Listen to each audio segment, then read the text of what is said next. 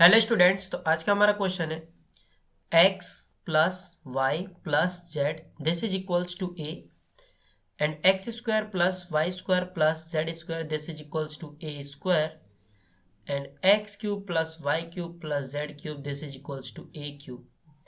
And हमें यहाँ पर x की वैल्यू, y की वैल्यू और z की वैल्यू को कैलकुलेट करना है। तो देखिए स्टूडेंट्स, इस वाली प्रॉब्लम को हम किस प्रकार से सॉल्व करेंगे। तो इस वाले क्वेश्चन को मैं एकदम डिटेल में बताने वाला हूँ, आपके कोई भी डाउट नहीं रहेंगे। तो हमारे पास यहाँ पर है x plus Y plus Z is equals to A. तो यहीं से स्टार्ट करता हूँ मैं क्वेश्चन को।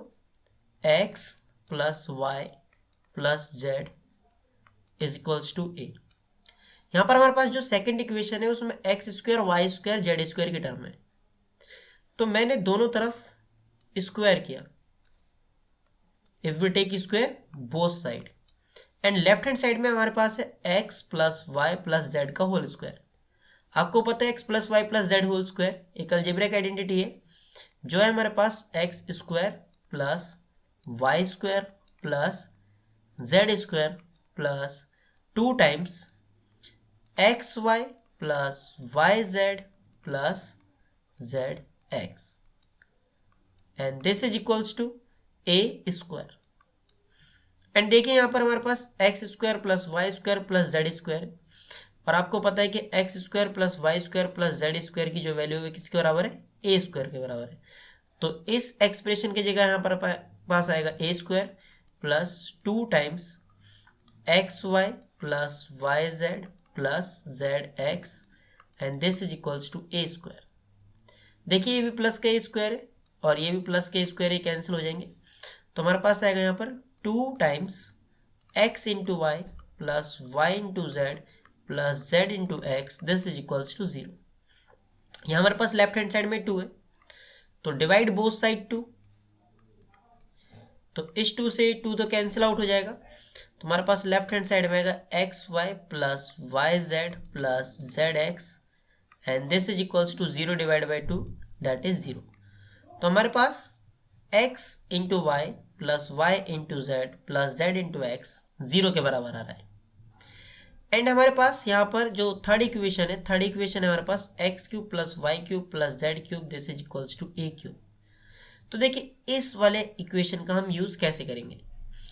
आपको याद होगा 9th क्लास में आप पढ़ चुके हैं कि x cube plus y cube plus z cube minus 3xyz this is equals to x plus Y plus z multiply by x square plus y square plus z square minus x y minus y z minus z x. ये एक algebraic identity थी।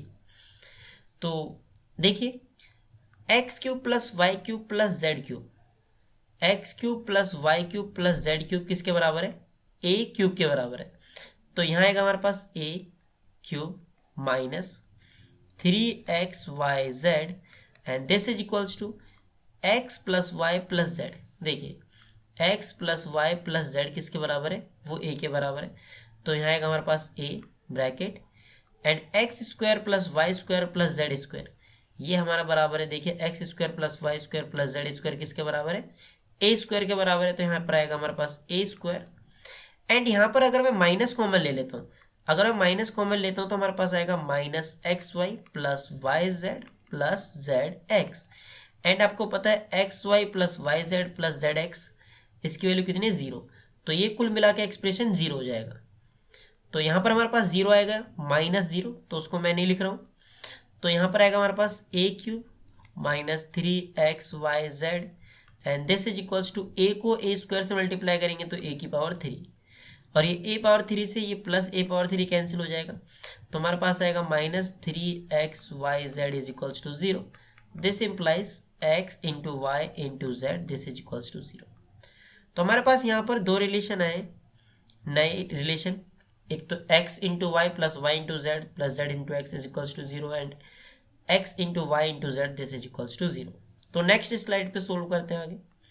तो यहाँ पर हमारे पास x into y into z is equals to 0 और x into y plus y into z plus z into x is equals to 0। And यहाँ पर हमारे पास जो पहली इक्वेशन है वो है students x plus Y plus z this is equals to a. x plus Y plus z this is equals to a. देखिए हमारे पास x into y into z 0 के बराबर है, तो तीन नंबर्स का मल्टीप्लीकेशन 0 है। या तो x बराबर 0 होगा, या y बराबर 0 होगा, या z बराबर 0 होगा, और या फिर ये तीनों ही 0 होंगे। तो x बराबर 0 और y बराबर 0 और z इक्वल्स टू 0। तो अगर x की वैल्यू 0 है, देखिए अगर x की वैल्यू 0 है तो यहाँ पर x 0 पुट कीजिए यहाँ पर, और यहाँ पर x 0 पुट कीजिए, तो ये पूरी टर्म और ये पूरी टर्म तो 0 हो गई। तो y इंटू जेड भी किसके बराबर आ गया? 0 के बराबर। तो यहाँ से हमारे पास y इंटू जेड भी किसके बराबर आ गया? 0 के बराबर। अगर y 0 है तो y 0 है तो ये टर्म 0 हो गई और ये वाली टर्म 0 हो गई, और z इंटू एक्स किसके बराबर आ गया? 0 के बराबर। तो यहाँ पर आएगा हमारे पास z इंटू एक्स बराबर 0। और अगर z 0 है, अगर z 0 है, ये देखिए अगर z 0 है तो z 0 हो गया तो ये टर्म 0 हो जाएगी और ये टर्म 0 हो जाएगी, तो ये दोनों टर्म तो 0 हो जाएगी हमारी।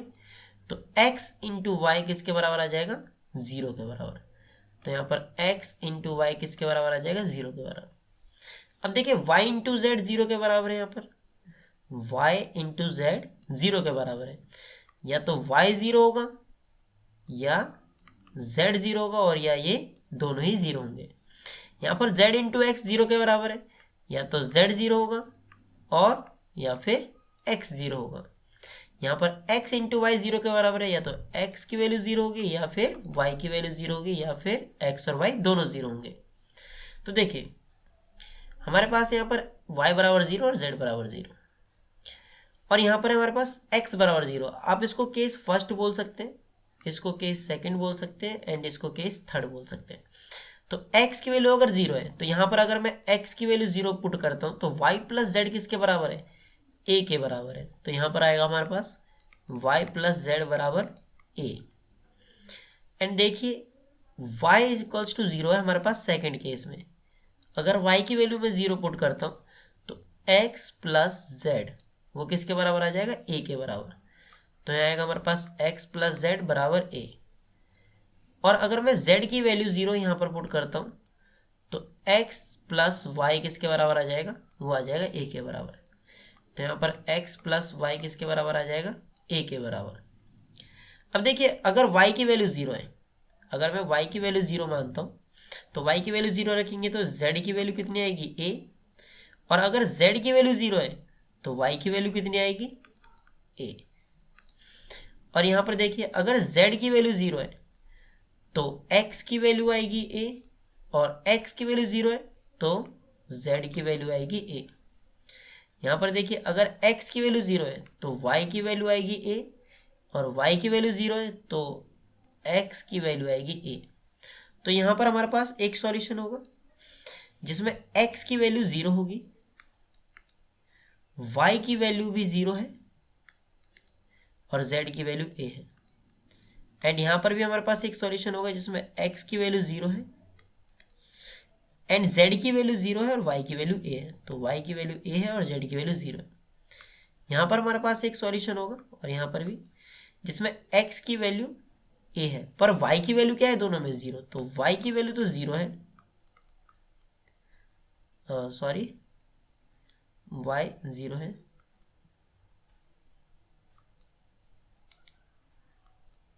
y तो 0 है, और x की वैल्यू ये देखिए x की वैल्यू कितनी है? a। और z की वैल्यू 0 है, और y 0 है, x की वैल्यू कितनी है? 0 है, और z की वैल्यू कितनी है? a। यहाँ पर हमारे पास x की वैल्यू और z की वैल्यू तो देखिए 0 है, z की वैल्यू तो 0 है, z की वैल्यू 0 है, x की वैल्यू 0 है, और y की वैल्यू a है। और यहाँ पर y की वैल्यू 0 है, और x की वैल्यू a है। तो देखिए 0 0 a एंड 0,0, a, तो ये दोनों सॉल्यूशन सेम है, तो हमारे पास एक सॉल्यूशन तो आ जाएगा 0,0, a, एंड यहाँ पर हमारे पास 0,a,0, एंड यहाँ पर हमारे पास 0,a,0, तो ये दोनों सॉल्यूशन भी सेम है, तो यहाँ पर आएगा हमारे पास 0,a,0, एंड यहाँ पर a,0,0 एंड यहाँ पर a,0,0, तो यहाँ पर हमारा नेक्स्ट सॉल्यूशन आएगा a,0,0, तो यहाँ पर हमारे पास इस क्वेश्चन के 3 सॉल्यूशंस आएंगे।